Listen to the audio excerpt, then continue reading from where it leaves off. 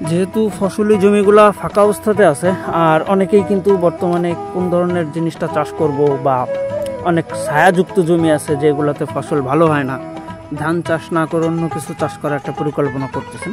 আর চাইলেই কিন্তু যশোরের লতিরাজটা চাষ করতেই পারেন, কারণ বর্তমান সময়ের সেরা চাষ যশোরের লতিরাজ। তার একটা মানে জীবন্ত উদাহরণ দেখেন, 1টা 2টা 3টা 4টা 5টা, এই যে ছোট্ট একটা দেখা যাচ্ছে 6টা লতি বের হচ্ছে। গাছের বয়স মাত্র 2 মাস 13 দিন। 2 মাস 13 দিনই একটা গাছ থেকে 6টা লতি একত্রে বের হওয়া। আমি যদি পাশেরটা দেখাই, এটা তো একই অবস্থা, 1টা 2টা 3টা 4টা 5টা, এই যে একটা 6টা, এটা থেকে 6টা, এই যে একটা 7টা। বাহ, এই হলো যশোরের লতিরাজ, দারুণ।